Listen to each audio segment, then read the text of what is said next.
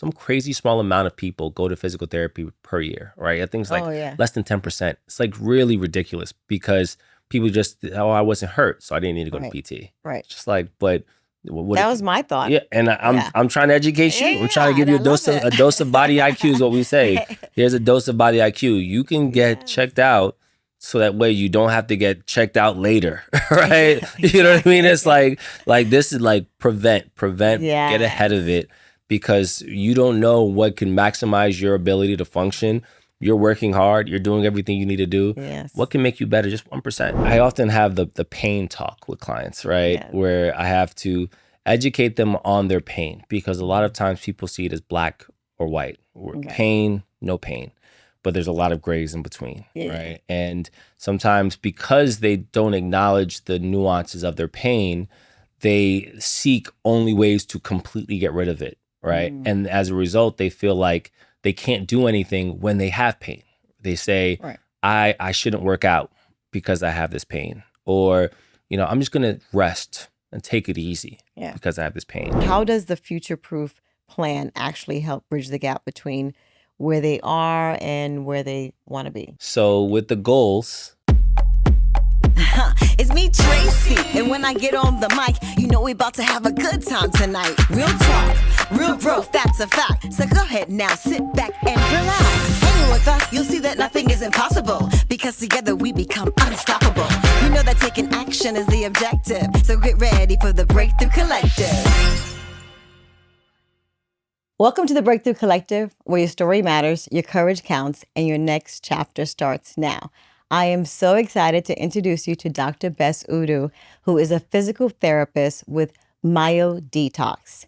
He is changing the way that people think about pain, movement, and what it means to take care of your body. Dr. Bess specializes in the FutureProof method, which is a preventive whole body approach to movement, which is all about intercepting injury, reducing pain, and building strength before the problems occur. He believes that pain is a message, not a stop sign. And he is here to tell us all about ways that we can feel stronger, move smarter, and take control of our health so that we can live a little bit longer. Thank you so much for being here. Thank you so much for having me. I'm excited to be here. Yes. Okay, so we have to talk about your name. Yes. So I could just picture your parents like, okay, so whatever he do, whatever field he goes into, he is going to be the best. That is pretty much in a nutshell. I am Nigerian. That's my background. So a lot of Nigerians will know that the bar is set high before we're even aware of it. You had no choice. I had no choice. I was literally born into it. And I'll be honest with my name. I have Best as my first name. I have a Nigerian middle name, and then of course my last name Uduh. Right. When I was growing up, I actually hated my name. Okay. I hated Best. It was just this pressure that I had no control over. And I did well in school, in middle school and everything like that. I tried to live up to my name, which is what I tell people. I'm like, I try to live up to Best. Yes. But let there be a day when I didn't get like the best grade. Plus. And then the kids would be like, oh, I guess you're not the best, huh? Right. You know what I mean? And I'm just like, I'm sure. What could I do? I'm literally like 12 years old, just all the pressure on the world. And then eventually by like high school, I embraced it more. By college, it became another issue where everyone I met was just like, Best, like, stop being cocky. And everyone thought I was just as a pickup line. Right, you know what I mean? Right. You made that up. Yeah, I'm like, birth certificate. No, you'd be surprised how many people asked for birth certificate, license, some form of identification and prove it. I'm just like, to the point I was like, if you don't believe me, we can keep it moving. You know what I mean? You're not the cops. You know what I mean? So I know they were like, whatever field you go into, you could be chopping down trees. I got to do it to the best of my ability. That's it. Timber, who yells timber better than him? Exactly. Nobody. Literally. I love that. Well, thank you so much for being here. Absolutely. Should we just dive in? Yeah, why not? Okay. Let's go right to it. Okay. So you joined MyoDetox as a founding clinician for their New York City expansion. Yes. What stood out to you about their approach, and why did you believe it could genuinely change how people think about their bodies? Yeah. So, quick background on Myo. It's a company that we classify ourselves as modern physical therapy. And this company started about 10 years ago in Canada. So the company is based in Canada as far as where it started, Toronto. Now has 18 plus locations between Toronto, Calgary, and Vancouver. And then it broke into the LA market and first time in the States about 7-8 years ago. And we're in West Hollywood, Studio City, and Brentwood. So it wasn't until just this July when we opened up our flagship location in Flatiron District of New York. And I'll be honest, when I didn't know about Myo prior to this year. I was so locked in with just the traditional PT world that I was in, just my story in general. Right. But what really captured my attention to Myo was their model, was how they treat the client holistically, how they spend one-on-one time for an hour with each client, which is already in itself a very rare thing in traditional PT. And then the hands-on treatment and the fact that they truly give to their clinicians as far as education, just promoting just personal lifestyle as far as this is how we build community, this is how we build culture, this is how we collaborate. And they want you to succeed because if you succeed, then they succeed. That's it. And I'd been so deprived in the past of actually being sharpened by other clinicians. I had been so used to filling other people's cups. I was a clinic director in my previous years, always just helping others, which is what I signed up to do. But still, we want to be pushed. We still want to have someone saying, you can do better. Like, this is what you can do. Because you're the best.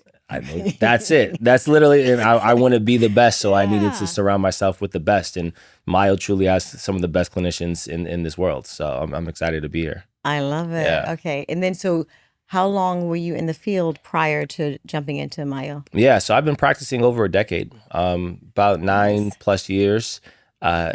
Traditionally in orthopedic outpatient settings where I'm dealing with anyone from a post-surgical injury to an ache or pain to a motor vehicle accident, whatever the case may be, head to toe. I would treat those clients and help them get back to do what they want to do. But it was more in a traditional setting. And I say traditional meaning it was, you only look at the body part. If you come in for shoulder, you only treat the shoulder. And I can't really look at everything else because insurance doesn't reimburse for everything else. It's just focused on the shoulder.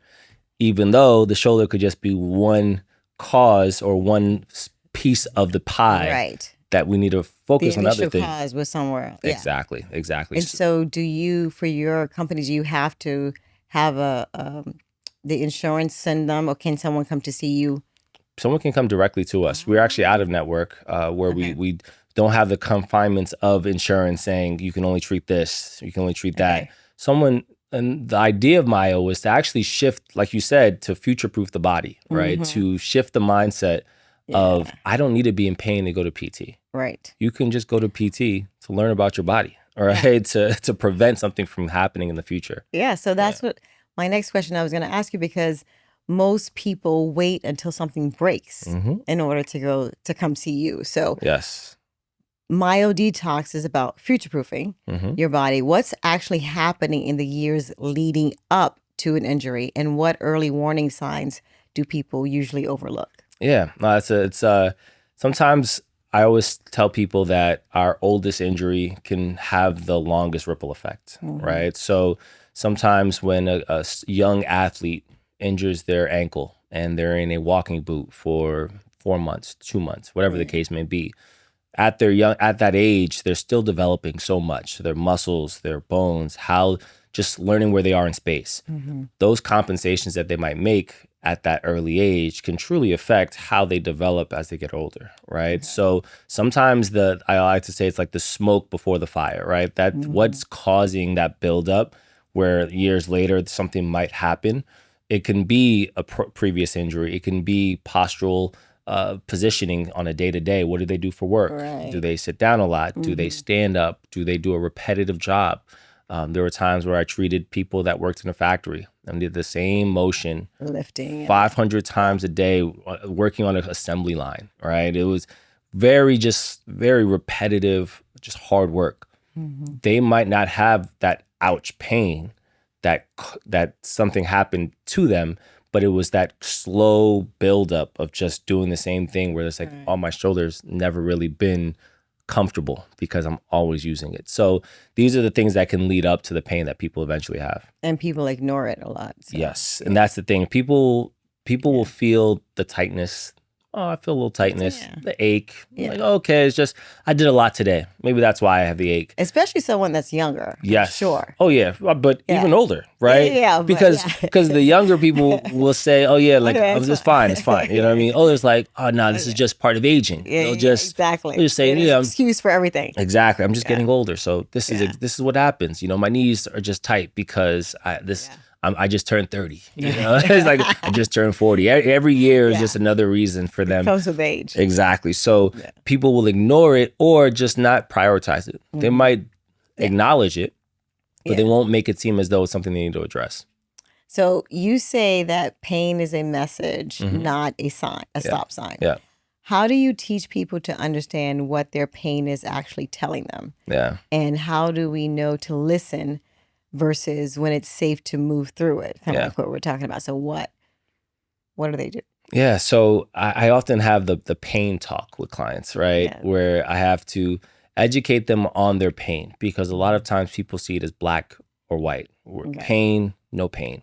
But there's a lot of grays in between, right? And sometimes because they don't acknowledge the nuances of their pain, they seek only ways to completely get rid of it. Right. And as a result, they feel like they can't do anything when they have pain. They say, I shouldn't work out because I have this pain. Or, you know, I'm just going to rest and take it easy because I have this pain. So my thing is that the pain is usually the signal, the thing that said, okay, something needs to be addressed. So what we do at Myo is we try and provide people with corrective exercises where you can still move and still work out within the range that you have available that is pain-free. Right. Whether it's something as simple as a mobility exercise where you're more aware of your posture, right? If it's your neck pain.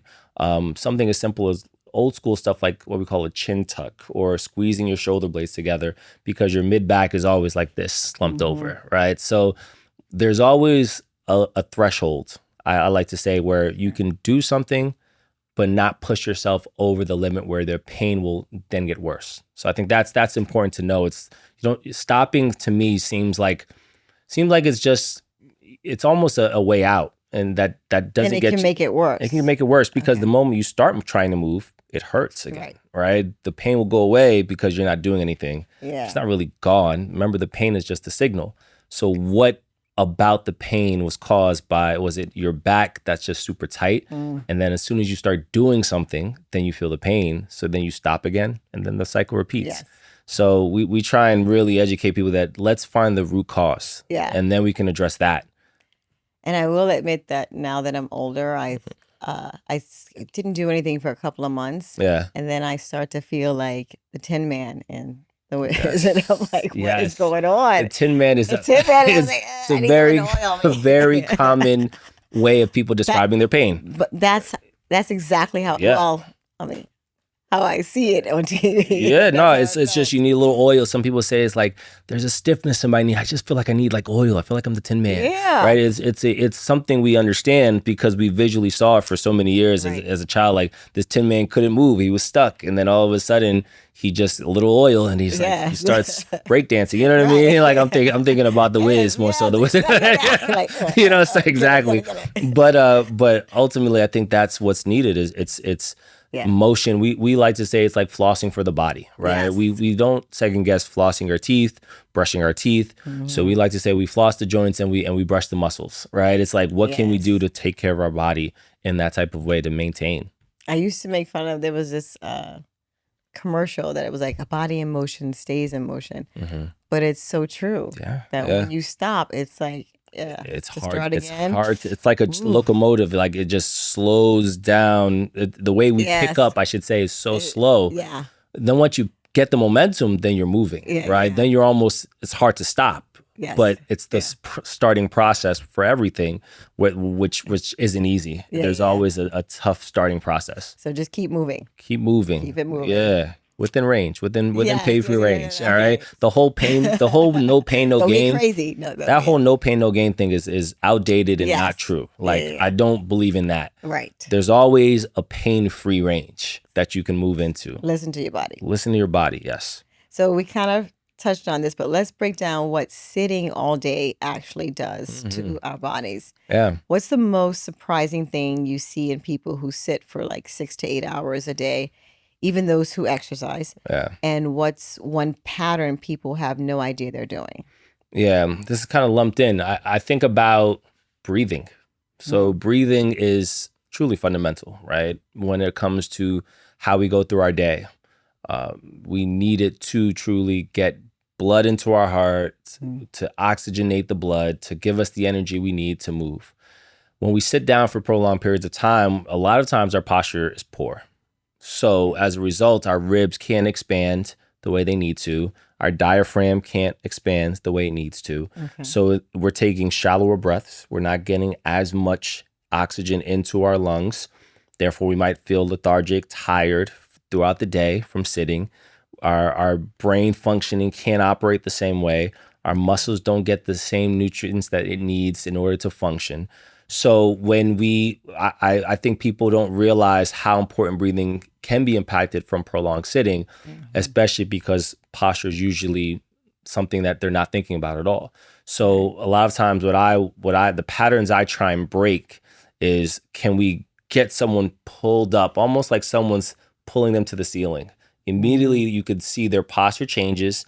They can take a deeper breath because they just have nothing impeding it. Okay.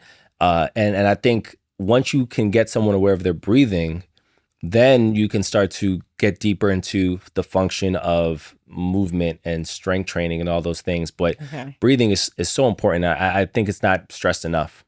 And with that, would you recommend a certain type of chair?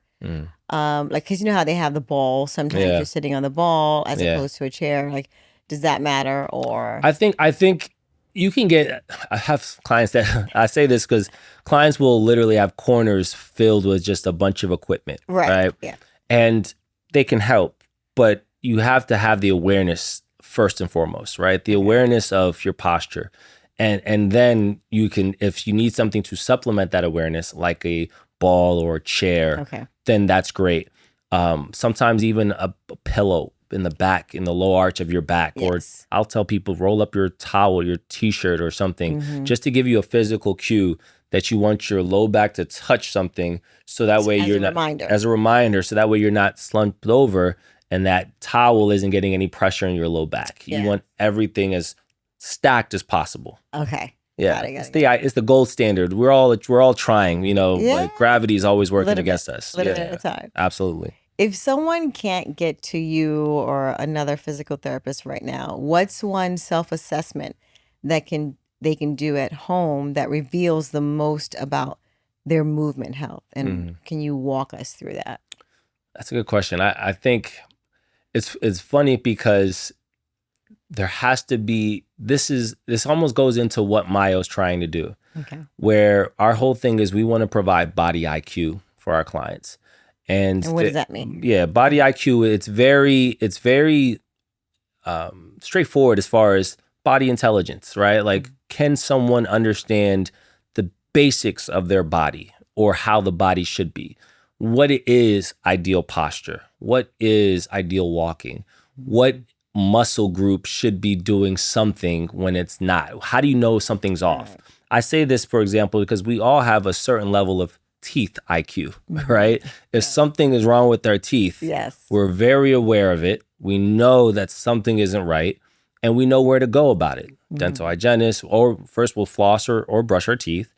Dental hygienist, dentist, orthodontist, dental surgeon. There's this clarity, this confidence that we have. Yes. So that question that you're asking, it's tough because now I'm asking someone who might not know anything about their body to do an assessment on themselves, in order to know where to go for physical health or movement health before they can go there, right? So it's a big ask. Yes. It's a big ask because I can tell them to, assess your breathing. It's like, how do I know if my breathing's wrong? Right. try a single leg balance, right? Just to see, single leg balance is a great test that we might do. Okay. It assesses your pelvic stability. Does your hip drop when you stand on one leg? That tells me weakness on one side. So they're standing in front of a mirror. Stand in front of a mirror. Okay. You look at yourself, you raise one leg up as if you're about to go up a high step. So like foot up, right? Other leg nice and straight that you're standing on. And you try and hold it for at least 5 to 10 seconds, right? What I would look at is, where's your body aligned? Do you shift significantly to one side? Does your foot do the Macarena and just shaking all around, right? Does your hips just go look all over the place? Do you have some form of stability or confidence? The balance. And balance. That's something that I would have someone do, and I would tell someone about themselves usually, because they might have the balance, but they don't realize that their body's turning in order to grab and hold on, or maybe their body is leaning one way as their hip leans the other. Someone has to be very aware of their posture and know what normal is in order to know if anything is abnormal. And that's the big ask. That's the tough thing about it. I think usually the safest bet is pain, right? Can you put a scale on your pain? I usually tell 0 to 10. 0 is no pain, 10 is take me to the hospital. Right. Where do you feel like you are? A lot of times people's pain, if they're not used to it, they'll say, oh, it's like an 8, 9. Right. I'm like, okay, well, you can walk. Can you move? Like, are these certain things?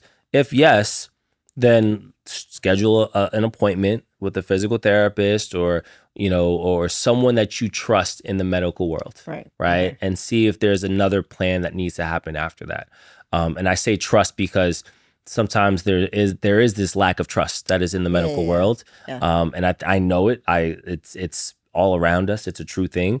But we're trying to build that trust. We're trying to be a resource. I usually say I want to be the resource, not the source of your pain. So I want you to feel comfortable to say, oh, I'm going to see Dr. Best because last time I went for my neck, fixed it. I'm going to tell my mom about him. I want to build that type of, trust in the community. In the community, Yeah, absolutely. Absolutely.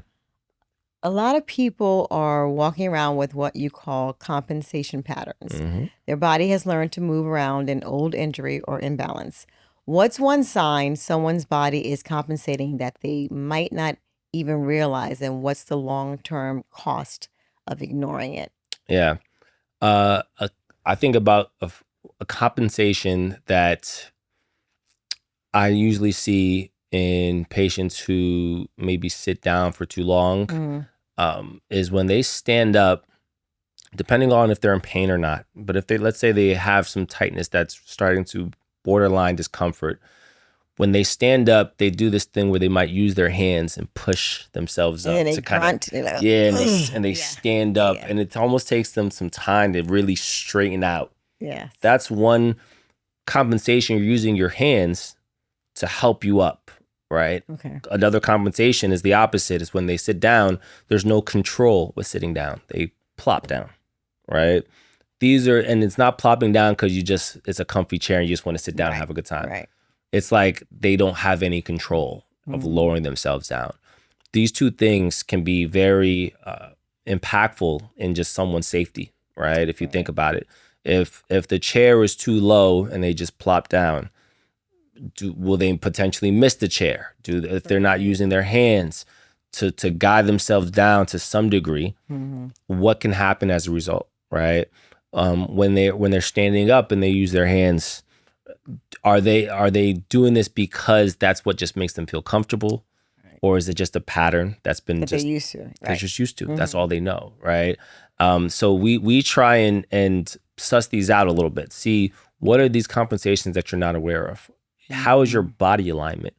Is one side shifted higher than the other because of that injury you had when you were 12 and you were in the boot and you were walking and you never on got crutches it fixed properly? Exactly. You never had it addressed to any degree because the ankle was healed, right? Once the ankle's healed, you're good. Oh, you're back in sports. Have fun, right? But what other residual effects did that have? What compensations were you using for 2 months when you were on crutches? You know, are your shoulders now hiked up because the crutches were underneath your armpits, pushing your shoulders for up? weeks. Yeah. For weeks, right? Right. So these compensations, they add up.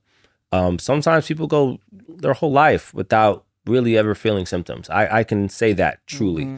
But we're looking for the people that want to do more and know that they might have something going on. So they come to seek us because we can provide them with the knowledge to prevent those compensations from getting worse. And when possible, would you always recommend if you have an injury, to always have physical therapy afterwards? Yeah.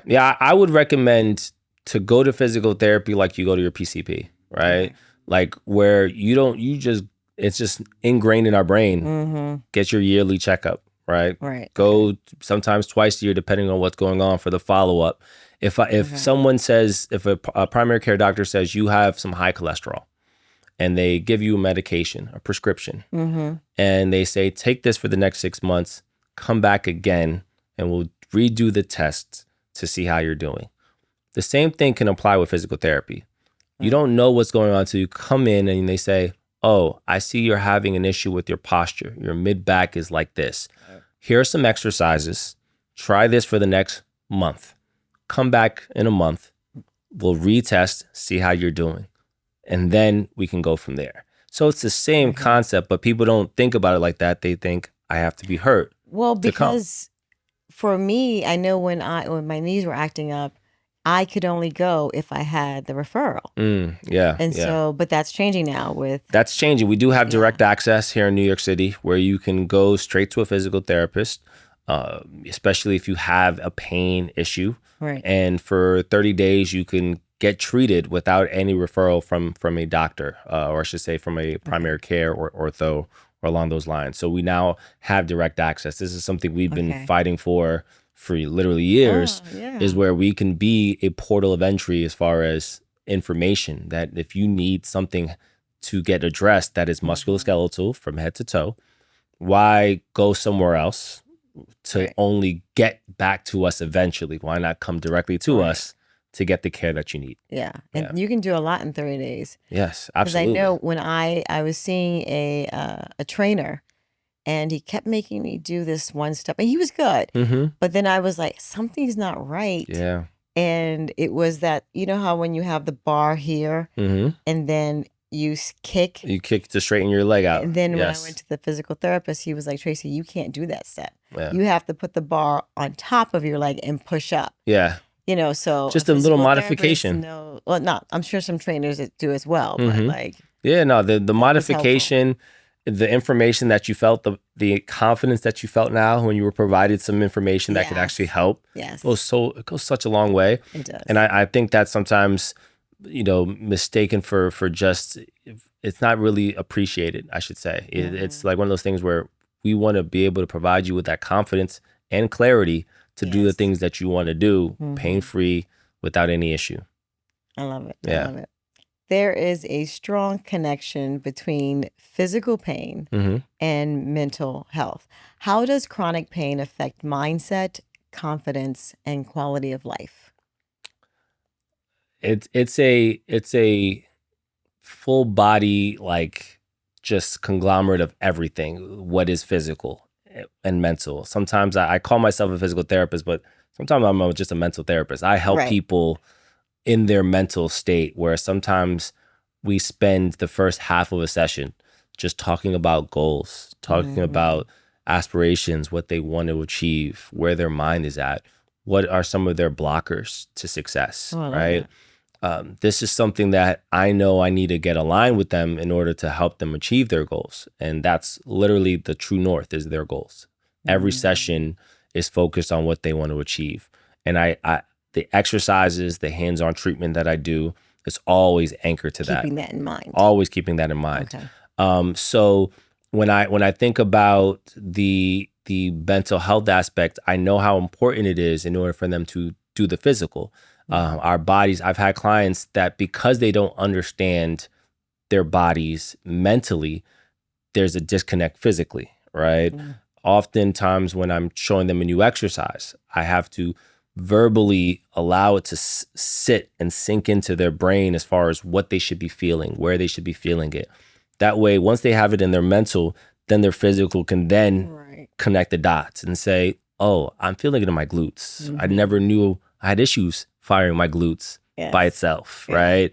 My butt muscle I'm sitting down all the time. And when we sit down, our butt muscles are completely off, right? They're just stretched, sitting down. They're taking a big nap. Like they're like snooze button, all like, so when we really do these type of mental exercises, it truly correlates to the physical performance that they can have.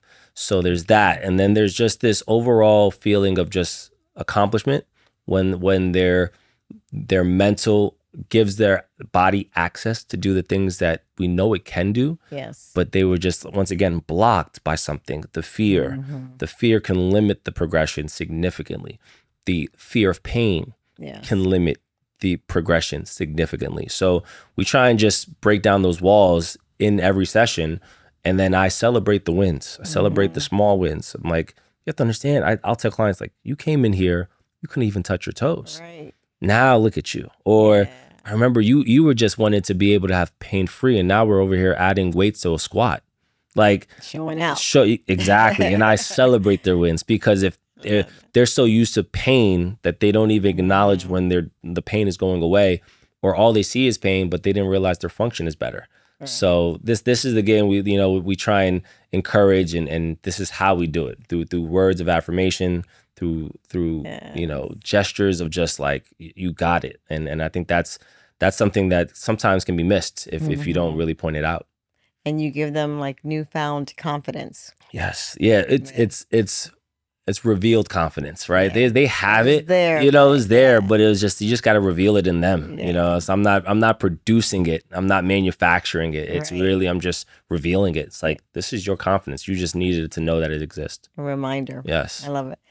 So you've worked with everyone from recovering from injuries to high performers optimizing their bodies. Yes. What's the biggest mistake you see people make when they set physical goals? Whether it's it's running a marathon or just wanting to spend more time with their kids without pain, of course. Yeah. And how does the FutureProof plan actually help bridge the gap between where they are and where they want to be? So it's kind of like what you were talking about with like setting goals. Exactly. So if you what is it? If you fail to plan, you plan to fail, yes. Right? So with the goals, there has to be a plan, right? That's where our FutureProof plan comes in, where it's something that the client, the patient can see the path and at least have key markers of where they are on their path as we go along. Okay. To break it down a little bit more, the FutureProof plan is 5 phases, right? We start off by decreasing the pain, right? That's phase 1. Because like I said, people only see pain. They come in, they're like, I got this pain, address it. So phase 1, decrease pain. Phase 2, we look at aligning and repairing the tissue. So now that the pain is somewhat gone or calmer, we want to now correct, repair some of those tissues that might have been impacted due to the pain, due to the compensations that the pain caused. So we'll do that through soft tissue work, deep tissue myofascial release, things to help physically change the tissue. Phase 3, we then have to teach the client how to move, learn how to move again. Because often, like I said, those compensations impact the simple things. Walking, how do you walk? How do you bend down? Do you have the mobility through your pelvis that's necessary? Does your foot know how to arch and flatten when it needs to, right? These things make a huge impact. Phase 4, we go into now strengthening, loading. We actually, now that you know how to move and you've moved properly, let's add some load to it. And then phase 5 is moving with purpose, doing the things that you want to do. What do you want to do with this newfound strength that you have? And when people hear this phase, they can say, oh, right now we're on phase 1. We're just trying to decrease the pain. But this is the journey that we're going to go on. Right. And when they hear that, it gives them some clarity as to, okay, I can't wait to get to phase 3, phase 4, right? It gives them something to look forward to. So we provide this plan, we provide this understanding of what needs to be done. And it's that alignment of me getting on their page and them understanding what I want to do for them, that allows them their goals to be eventually fulfilled. Okay. Yeah. And how long, I mean, I'm sure it varies with each client, but approximately how long would you say that it takes for what goes through these phases? Yeah. So it does vary. And I'll be honest, sometimes people just start on phase 3. People, you know, because we shifted the idea that you don't have to come in pain to us. So as a result, people might not start on phase 1 or phase 2, sometimes phase 2, but it's like, let's just really get you moving better after we've done some soft tissue work to help make sure that you're aligned the way you need to be. Right. So usually it can take upwards of 3 to 4 visits before the pain is affected the way it needs to be. And then each phase, the longest phase typically might be the phase 3, phase 4. So learning how to move, because we're now education, that's that body IQ that really needs to take place, where they're learning what feels normal, making the connection between the mental and the physical. It's not easy. It's like teaching a kid how to walk, right? Yeah. It's like, it takes months. Because a lot of people don't know their body. They don't. There's truly a disconnect. It's pretty profound, the gap. And we're always, me and our team, we're always talking about this gap. There's such a big gap between what people know and what people don't know. It's like it's like a big vast. Grand Canyon vast.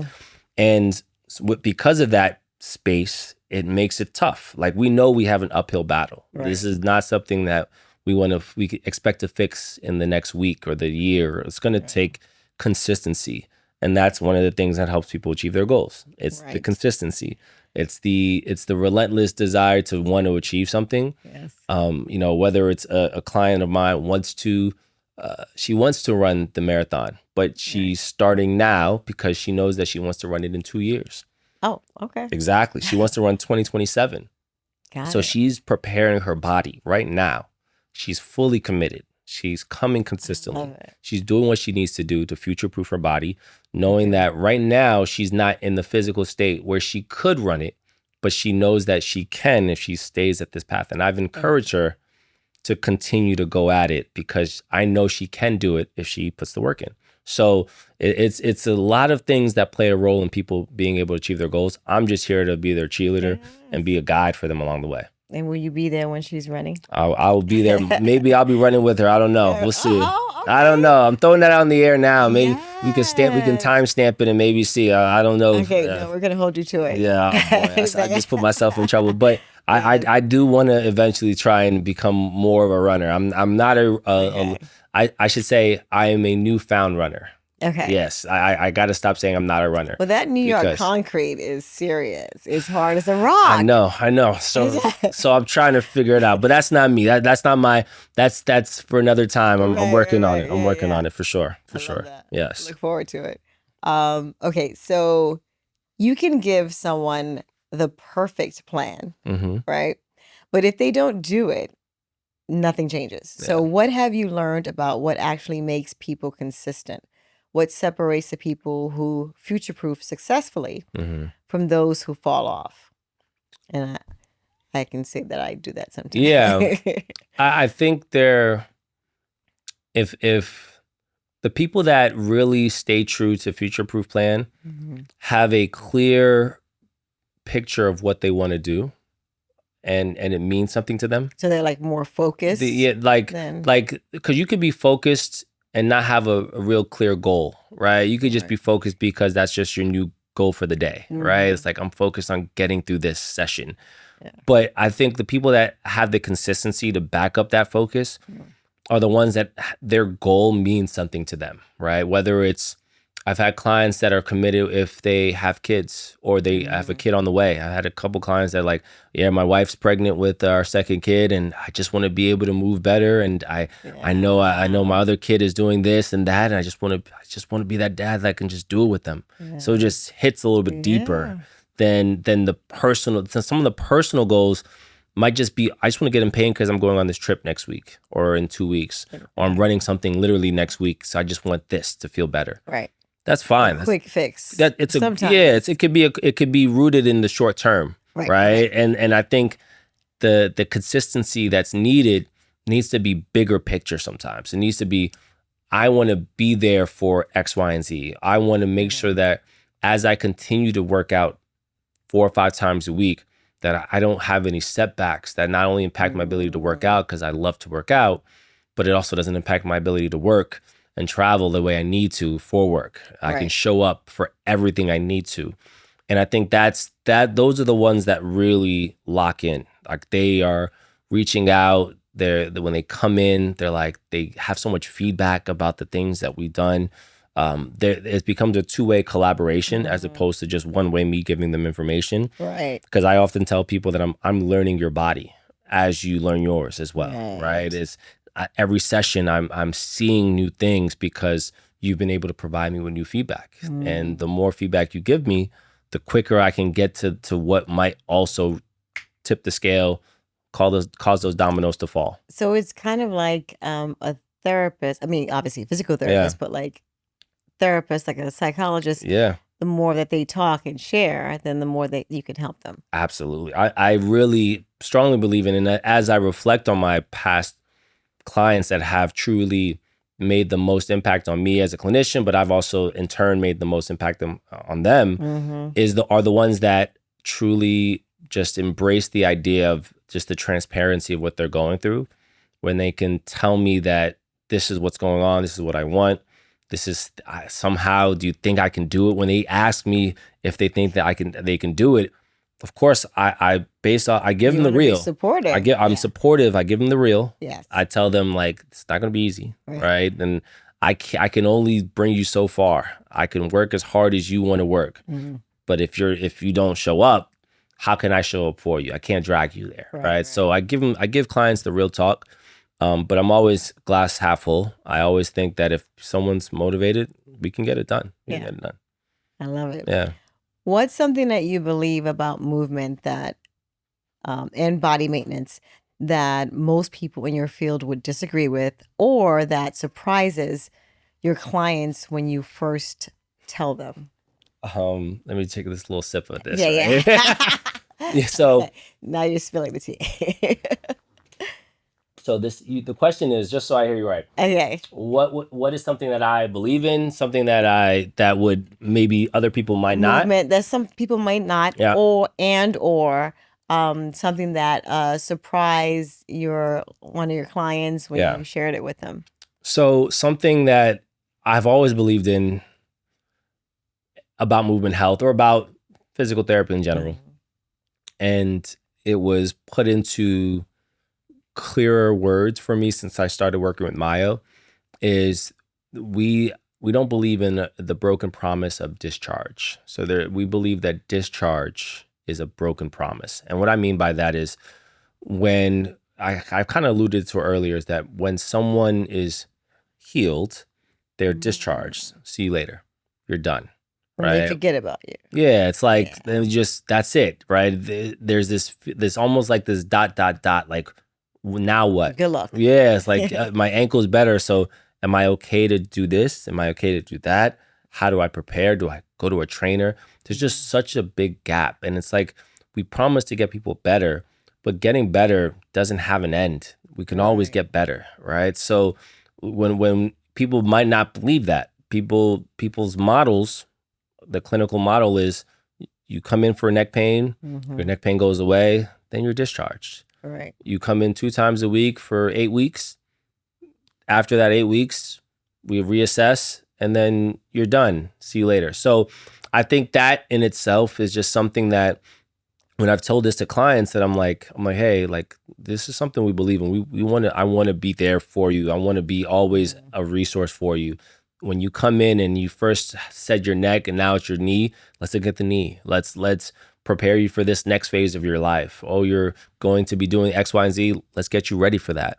And I think that's the thing that has been missing in movement health, is just a true outlet for where to go. Where can I feel like I get what I need when I need it under one roof, right? Where I don't have to leave and go to, our one of our founders, Vinny Pham, he'll use this example where we are so fragmented in our physical health world, where imagine if you wanted to get a haircut, you go to one guy for the fade, another guy for the sideburns, and another guy for the goatee or the beard. Why would you do that? But only in movement health do we have all these different people to try and get the one thing, which is we just want a fresh haircut. We just want it all at once. Yes. But we have to go to this Feel person. good, look This, good. you know what I mean? Like, now, why do we go to the chiro, then the ortho, but then the acupuncturist, and then the lady down the street on Canal Street, right? Yes. Why do we have to go to this? Why not just have one place that can truly give us everything we need from a movement health standpoint, from a physical health, from a deep tissue work, from education to just confidence? So that's what Myo's been able to do. And I think it's because of that broken promise that when people say, oh, you're discharged, you're good, that people in physical therapy just seem like it's just this short little stint in their life, where I think the average is like less than some crazy small amount of people go to physical therapy per year, right? I think it's like less than 10%. It's like really ridiculous because people just, I wasn't hurt, so I didn't need to go to PT. Right. Just like, but that was my thought. Yeah, and I'm trying to educate you. I'm trying to give you a dose of body IQ is what we say. Here's a dose of body IQ. You can get checked out, so that way you don't have to get checked out later, right? You know what I mean? It's like this is like prevent, get ahead of it, because you don't know what can maximize your ability to function. You're working hard. You're doing everything you need to do. Yes. What can make you better? Just 1%. Right. And I think that's what people sometimes miss the ball on. I love it. Yeah. Okay, so before we wrap up, I want to have our listeners leave with something that they can start today. Okay. Right. So if you could give one movement practice, one mindset shift, and one daily habit that would make them feel a difference. I mean, I don't want to say just 30 days or 60 days or 90 days or whatever it is that you think. What would that be? So, mind shift. Yeah. I'd say the mind shift I would say is our body is the only thing that we truly own. So it's essential that we take care of it. Okay. Just that right in itself. You have to understand there's so many things in this world, but our bodies are the only thing that we truly own. We only have one body. Right. So being able to take care of it is essential for living well. Okay. So that's the mind shift that people just have to adopt, because I think people don't understand the gravity of that. Yeah. We take advantage of it. We take advantage. And that's why when they say, it's like, when I'm sick, we feel it. When we're like, we just feel it. And then we have the short-term memory, because once we get better, then we just go about our life. Exactly. Yeah. So it's just live well, take care of your body. It's the only thing you own. As far as one movement health thing, there's so many. I would say I'm a big stickler because of this staying in the lane of sitting down and how we sit down. One thing that I encourage is just squeezing your shoulder blades together. As weird as that sounds, it's like we sit like this so often. Yeah. So I usually encourage people to like, I know, trust me, even me, these couches are comfy enough where I'm leaning into it. You know what I mean? But trust me, when I get home, I'm gonna do some movements and kind of open my chest up. But it's this idea that we're just trying to flare our chest up and open up our shoulders once again to allow for breathing. Okay, because that can kind of get lumped in. Can you take deep breaths when your shoulders are outwards and opened up? Okay. Inhale and exhale. Do that 5 times in the morning or when you've been sitting down for too long. Pretend like someone's pulling you to the ceiling and just remind yourself of your posture. Right. Find that new normal. Instead of this being your normal, shift the dial a little bit and find that new normal that feels almost uncomfortable but feels better at the same time. Okay. It's a delicate dance early on. So I'd say that as a movement thing, something to be aware of all day. Okay. And then I think the last one was a daily habit, which could be that as well. My daily habit is I tell this to a lot of my clients. I love to foam roll. So if I hate the foam roll. Exactly. So it hurts. That means you need it. That means you need it. I'm telling you, good things don't come easy. God. I'm a big proponent for foam rolling, even if it's just for 5 minutes a day. Right. Okay. If you can, I do it every day. I foam roll every day. Really? Right. I foam roll every day. Does it still hurt or? It hurts different. So good. It hurts so good. That's what I tell my clients. Like, it hurts so good. It's like, but I know it feels good when I'm done. Because I stand up and I'm just like, blood's flowing. I feel lighter. I feel looser. Okay. I feel like I did something for myself. So there's that natural just endorphin of like, I did something. But I think what does get better over time is your tolerance to it. Right. So I'm not a drummer, but I can imagine if I tried to drum all day, my wrist, my hands might have calloused. But you talk to a drummer, it's no sweat for them. Yeah. If they still feel it, I'm sure.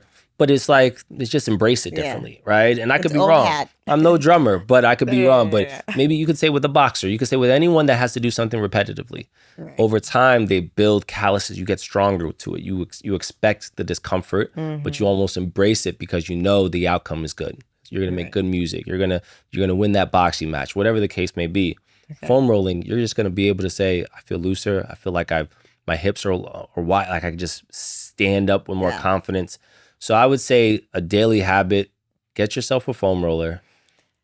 If you need help with it, come into Myo, right? I'll educate you on how to do it. You'll get the soft tissue work, all that stuff. Yeah. But because I know it can be a lot. And without someone providing you with the access to know how to do it, I know there's a wall. There's this wall that's like, that's not for me. Yeah. But I'm encouraging you to be open to it and you'll be surprised. Okay. Yeah. All right. I'll do that. That's for you. I was talking to you with that one. I saw it. I felt it. Yeah. Okay. So you know that we end each episode with a quote. And we talked a lot about moving with intention. Is there a mantra that reminds you to do this the same in your own life? Or a quote that has guided you through a breakthrough or just anything that you'd like to share that could maybe help our listeners? Yeah. Now that I think about it, I had one quote in mind. You want to switch it up? I might want to switch it up. You can share both. That's the thing. I'll share the one that that I have in mind right now. Okay. I usually say this where it's, if you want to train like an athlete, it's important that you recover like one, right? Yeah. So a lot of everyday people do these crazy workouts every day. Power to them, right? Right. They do 4 or 5 times a week. They do different types of exercises, high intensity, heavy lifting, whatever the case may be, running. And that's training like an athlete. You are doing the things that people get paid millions to do, right? But you're doing it because you love to do it. But you don't recover like an athlete. We forget that these athletes are recovering every single day. They're doing some type of mobility work. They're doing some type of, cold plunge sauna. They're doing some type of stretching. They're doing something. They're eating better. Right. They're sleeping on time. They're drinking plenty of water. So 2 things, they can't be mutually exclusive. They come together. They have to come together. If you're going to train hard, you have to recover hard. So I think that's something that sticks with me, because I know that I'm encountering a lot of clients that do one, but not the latter. And then 2, for me, I have to embrace it because I know that my job is physical. Right. So I'm hands-on. I'm showing the clients exercises. So I have to be able to do it. I hate to give a client something I can't do. I might not be able to do it well all the time, but I can do it in a few reps to show them. Right. So that's one thing that I really I sit with and I live with. The other thing that I often say, and this is the other one that I had, it's almost in the same vein, but it's to consistency. It speaks to consistency. So if clients ask me, I have to foam roll every day? Like every day? I usually say, if I said I only brush my teeth once a week, it sounds crazy. it'd be really bad. That'd be really bad, right? Yes. So we can't live life with that same mentality for our body. Our body does significantly more than our teeth does, right? But we take the best care of our teeth. Well, some people. Most people. That is the hope, right? That's the hope. But still, people will not bat an eye at someone who doesn't foam roll every day. Right. Like, oh, that's fine. But someone says they don't brush their teeth every day. So you want to switch that. Exactly. Outlet. So it's about the consistency.